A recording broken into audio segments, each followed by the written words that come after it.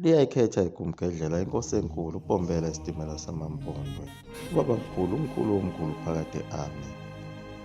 Ayikho impunga yehlathi. Selize langena ivondo emgodleni. Lolu gibe olukhandwe yiwo amabhunu sengathi luyasebenza kahle kakhulu. Lolu gibe phela lokubakhokhisa intela labantu abamnyama abaphezulu enhlanezwe oHarry Smith nakoNquthu nakoNtabamhlophe. Ayabagqilaza kakhulu ngale ntela enqatshwe ulanga libalele njengoba egcwele izinkalo.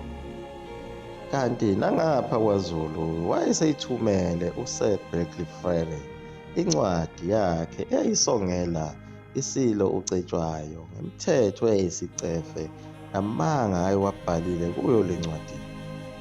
Ebeka isilo amacala angekho. Njengoba sishilo ukuthi inkunzi bayayihlanganyela bayikakile phela lena ucetshwayo amangisi ngamabhunu ngapha. Nebala kwagcina kwenzekile lokho okwakuvele kuprofithwe yiyo inkosi yaseMangweni. Umbalo phela ukuthi la mabhunu afuna ukuhlasela. Nangempela kwenzeka isihluku esikhulu kakhulu esenziwa ngamabhunu kulezi zizwe zazakhele khona laphayana eNtabamhlophe naseNtabazwe. Angenisa amabhunu engena ngegama lokuthi afuna ulanga libalele, abhubhisa yonke into, ahlasela lezi zizwe ezazibambisene zombili. Ashisa konke kwakukhona namaqhugwana, ase ezitapela zonke izinkomo ezazikhona lapho. Abulala abantu abaningi kakhulu amabhunu ngaleso sikhathi. Ashiya abafazi nezingane usele dengwane. Abasinda lapho baboshwa. Nebala bagcina bemtholile naye ulanga libalele kanye nenkosi yaseMangweni. Bathathwa baboshwa. Kulo phela ijele labo leliya ababelikhandile eRobben Island lenza umsebenzi omuhle kakhulu manje. Njengoba sichazile ngokudlule ukuthi abelungu laba ngesikhathi befika baqinisekisa ukuthi bakhanda ijele kanye nesonto ukuze bezohlunga kahle bonke abantu abangamavukela mbuso kumele beye ejele. Bese kuthi amagwala ayongena lapha emishini. Imishini phela ikhona lapho kwakufundwa khona ukubhala nesilungu. Ingakho kwaze kwaqhamuka leliya gama lamazemtiti. Amazemtiti phela yibona abantu ababekade bekulo lolu hlelo lokuyofundiswa ngenkosi eyayifike nabo abelungu kanye nokubhala nokukhuluma isilungu. Njengoba phela leli gama elithi izemtiti lisho ukuthi exempted. Amajele phela ayemabili, kwakukhona iSt Helena kanye nayo iRobben Island. Ilapho-ke okwafakwa khona inkosi ulanga libalele kanye naye umngani wayo lo ababephika naye inkani yokufihlana, inkosi yaseMangweni umbalo. Yona-ke ngebhadi yagcina iphelele khona eRobben Island, yafela khona. Amajele phela ayikhandwele wona amakhosi ukuthi athathwe ayofakwa khona, ayobulawela khona. Amabhunu-ke ngalesi sikhathi ngokunqoba kwawo ngokujuma isizwe sakwaHadebe nesizwe saseMangweni abesezitapela futhi kulabafazi nezingane abathatha bafaka emaplazini abo abazigqili. Naso isizwe sikaMzazela sasikhona phakathi kwabo laba bakwaHadebe abathunjwayo kuwo lamaplazi amabhunu baba izisebenzi zakhona. Waphumelela kanjalo-ke ugibe olwalukhandwe yiwo amabhunu njengoba amaHlubi lawa ayesesebenzela wona amabhunu.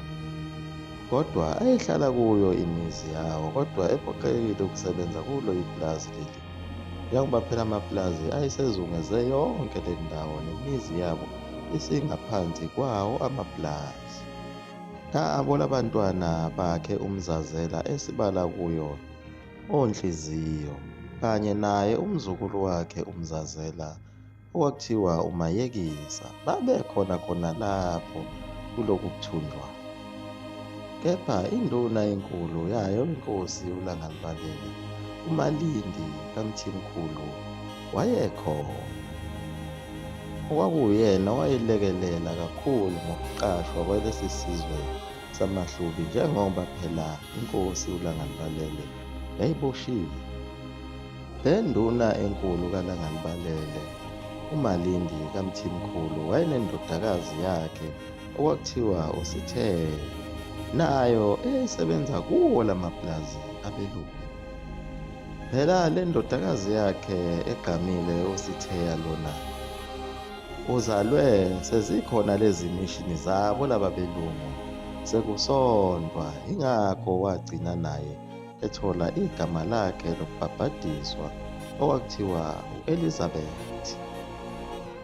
Wakhula naye esonta kuzo lezi mishini zensumansumane. Ukufika kwalezi mishini nobubi babuqhubeka banda njalo nje. Abantu sebesukile emthethweni kaNkulunkulu umvelinqangi bedla yonke into. Ngalesi sikhathi base beqalile abantu ukonakala kangangokuthi wosukwazi nje ukulala nengane yomuntu ungalobolile. Kanti endulo yayingekho yonke le nto, wawungalali nomuntu wesifazane, wawugcina ngokubukela nje. Ngenxa yemithetho yezimishini nemithetho yabelungu ababefike nayo, ayikho imithetho eyayivuma noma eyiphikisa ukuthi uzidlele ngokuthanda isiqi.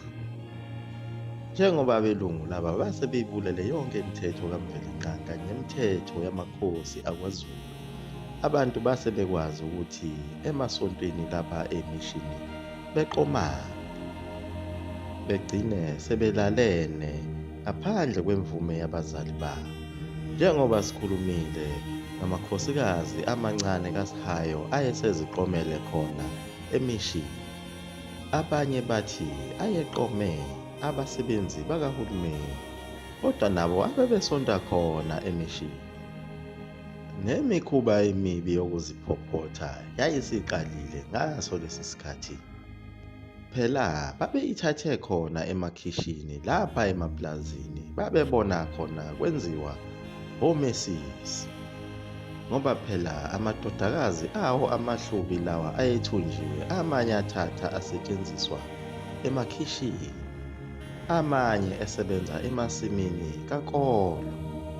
Ilapho-ke le ndodakazi kaMalindi kaMthimkhulu eyayisebenza khona emasimini kankolo.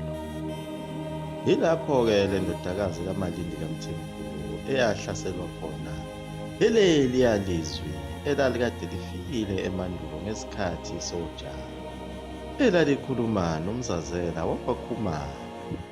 Hawu, lisekhona kanti lelizwi likaNkulunkulu namanje futhi liphinda into efanayo nalena ekade liyishilo kuMzazela eminyakeni yama-1600.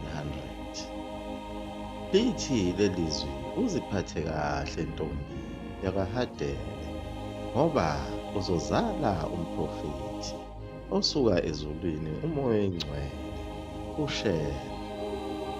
Wayiqalaza emoyeni lentombazana ingaboni ukuthi lelizwi liqhamukaphi.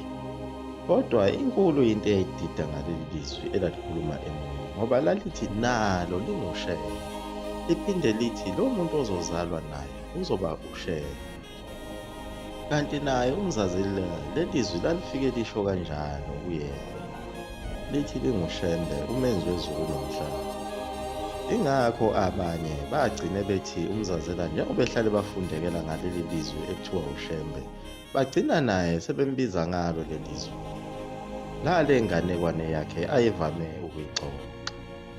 Le ntombi yakwaMthimkhulu yayihlanganiswa ukuziphatha kwayo kahle nalelizwi likaNkulunkulu, yaze yaziqhatha nalelizwi lentombi. Liyaguqa lapho ekumgedlela. Umzukulu kaMafutha umgovudu intombi nesoka. uMakhulusikophu ngenzani, imali yami igcwele isikhwama phakade. Amen.